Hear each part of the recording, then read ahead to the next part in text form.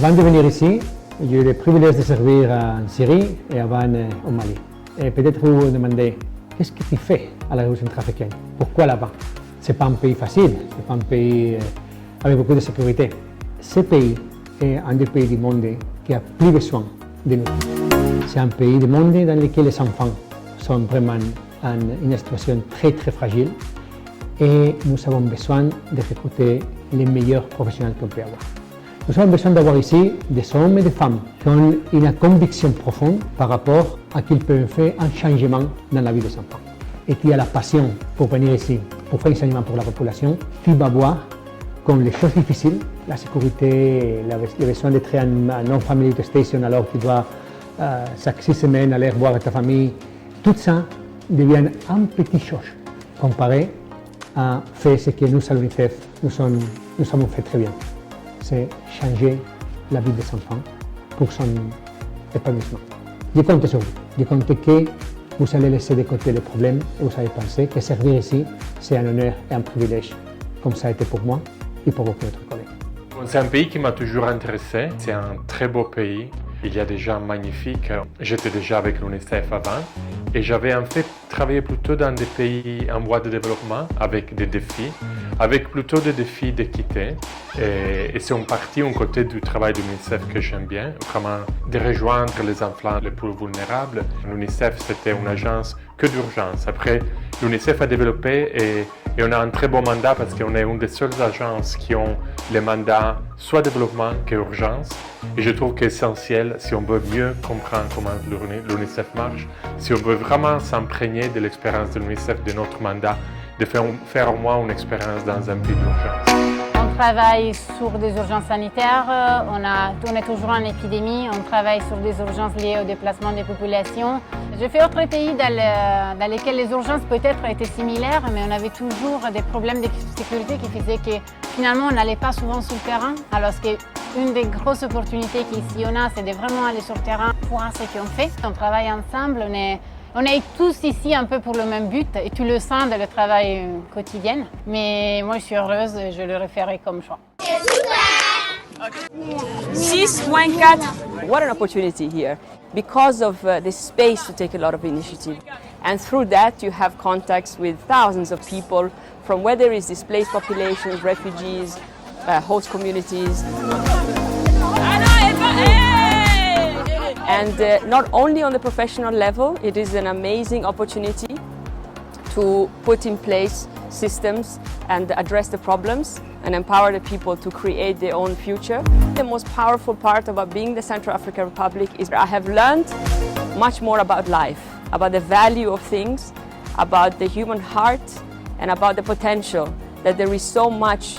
When you meet children across these areas in the villages, you can play soccer with them. The smiles and the warmth and the generosity of spirit. I can say that even by the end, I didn't feel that I would have made enough of a contribution professionally, but that definitely the Central African Republic has given me so much on my personal level. Don't make this choice because you want to make a career. Make this choice because it is the right thing to do and it's because it will be a gift for your life and for your future.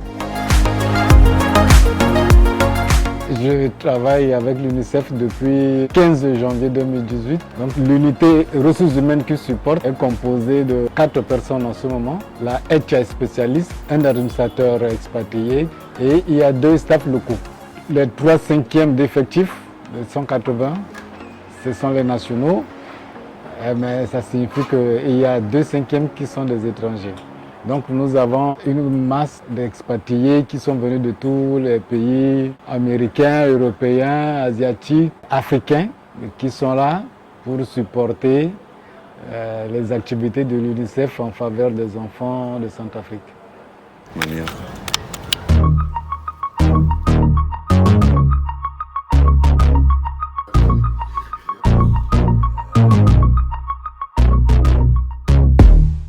La République centrafricaine représente l'opportunité idéale pour ceux qui veulent changer la vie des femmes et des enfants.